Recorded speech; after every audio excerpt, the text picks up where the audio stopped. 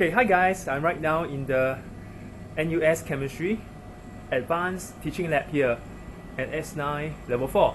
So in front of me, I see a Pure Lab HE glove box. You see a pair of gloves here? So now the lab is very dark, we should do something about it. Lights on please! Okay, much better. So now let's inspect what are the various parts in this glove box. Okay, well, inside is a bit dark, so on top here, top left, you see a button. Hope you can see clearly now because I'm using a 360 camera. Do you see that? Lights on, off, on. Okay, great.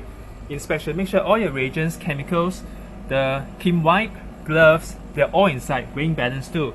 Okay, you see the bottom right, there's a very powerful vacuum pump to have strong suction, creating a vacuum inside there so that any moisture sensitive stuff will not be affected. And you see the pedals below? So our hands won't be free later because our gloves, our hands will be inside there. So you need to use your leg to pedal. Here we see two antechambers, the large one and the small one. We try to use a smaller one because it's easier to suck out all the gases and flush it in with N2 gas. Big one takes about half an hour, so be very careful. There's a logbook, and before you use this glove box, always check the control system here, write the numbers and then fill it in. So today, since I'm using this to demonstrate the use of the glove box, we're going to do the same thing. Yay! So the date today is 28th of June 2017. My name, Funman. H2O level, we check this water level, 0, wonderful. O2 level, 0.1. Nitrogen level, it didn't say. How? Okay, right. So we'll be using the small antechamber. Okay, so we mark this is a filming the glove box with 360 degrees. Okay, so I'm going to put this camera inside the glove box so they can have better visualization of what's happening inside there. Okay, the last time I used my Google Glass, it was limited view. So before you do anything, always wear a pair of gloves. I'm going to put it inside and see later. Okay? Right. So right now, this stopcock here points to the right side. It says refill, that means inside solid nitrogen. It is safe to open the chamber. Small antechamber. Notice how my hand unscrew it. No longer tight. The catch, do it with both hands, very carefully. Okay, don't make swing. So I'm going to put you inside there and I'll see you later. Okay.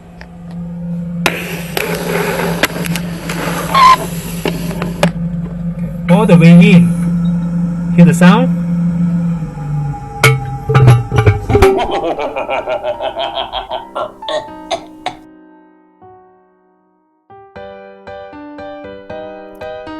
We are seeing the light! Welcome back! Yeah! Carefully taking you out.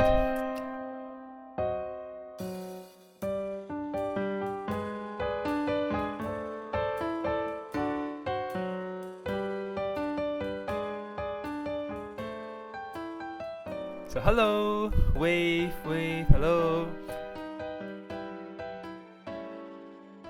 Now we are outside, you see us? And the camera, you are inside. Yay! Now check out how it looks like 360 around the globe inside the glove box. See the surrounding, see my gloves.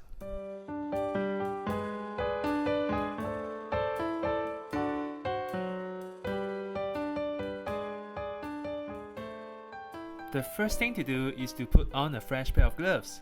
You see, although my hands are inside the latex gloves, we need more protection for these black gloves. Think, what if later we puncture it or if there are some chemical spills? So we are always preparing like several sizes of glove box inside the glove box. Lamau, pun unintended. So now you see my hands. I've worn these L size gloves. We are ready! Ensure that you have dexterity. Make sure your fingers are moving freely. So see this chemical in front of me? It is secured tightly by the retort stand. You see now, the glass syringe? We use it to extract some of the liquid chemicals inside the glove box. Presumably it is moisture sensitive, such as phosgene or titanium tetrachloride. That's a simple covalent molecule. It will just vaporize instantly.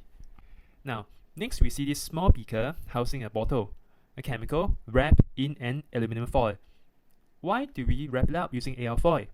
It has to be because it's a light-sensitive chemical, for instance, NBS, and bromosuccinimide for radical reaction. So now I'm reaching out for a rubber septum, and here we have a setup ready. Show you how to insert and secure a rubber septum. So see, you force it, rotate it into the neck of the round bottom flask, and rotate, move the flap, and fold it nicely to secure it. Here you go. Yay! Next, in front of us we have this analytical electronic balance, highly accurate up to 4 decimal places in grams. We use it to weigh solids, primarily. And this red color stand is actually a substitute for a cock ring. In fact, it is more stable than a cock ring. Now, I am reaching out for metal spatula to scoop solids for transfer. This brush I'm holding onto now is used to clean up the area. So you brush it inside the glove box. You see, I'm doing it with a mix of guilt and diffidence.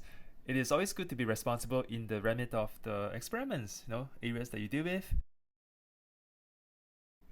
Oops, Lamau, I forgot I'm wearing the gloves in a glove box. Lol, can't touch my face.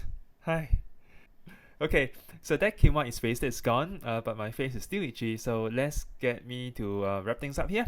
Now, you're going to discard the waste inside the chamber, the antechamber, of course. If they are dirty, wrap them up first, okay? All the waste that you deal with inside the glove box. You see that my hands have to be flexible in reaching out the various parts of the box. Sometimes we might even have to reposition our whole body in order to rotate the big stopcock tab to unlock the antechambers. So my left hand will be impossible to do so. You can only do this with your right hand. Okay, so here in front here we have a round bottom flask and another one, a 2-neck round bottom flask. Let's seal it up with a rubber septum. So you watch carefully.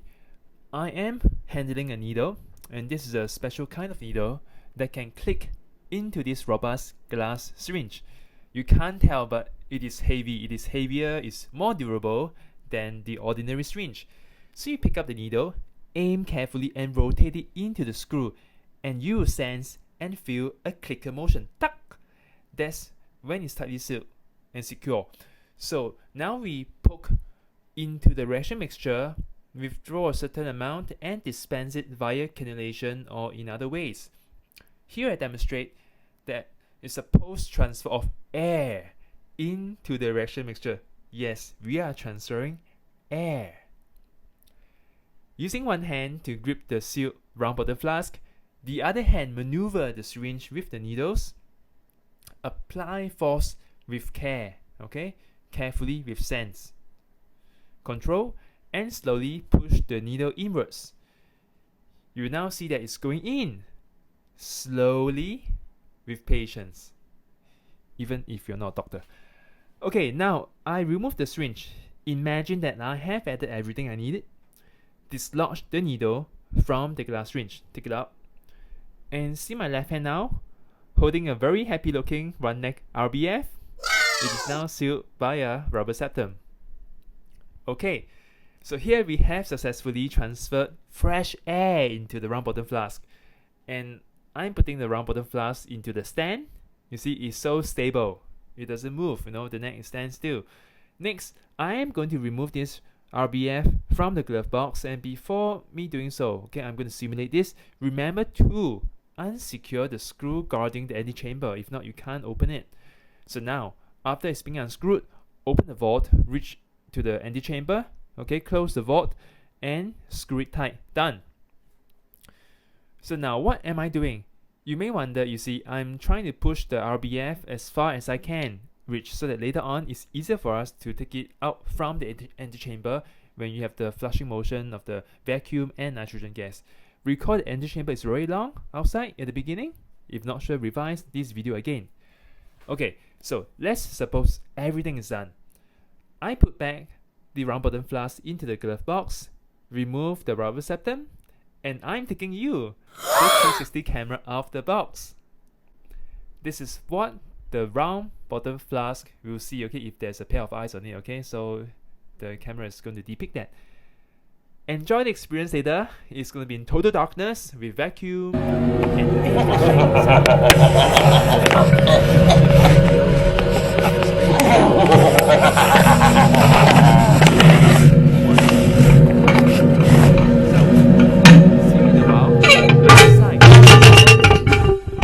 Hey, wait, what's going on? Oh, I forgot to remove my gloves, remember? Inside the glove box, I had a pair of gloves with me and now it's useless. Hi! Present for everyone! Thanks for watching. Back to you, Avita. I hope you have enjoyed the 360 experience. Learn better, reimagine chemistry.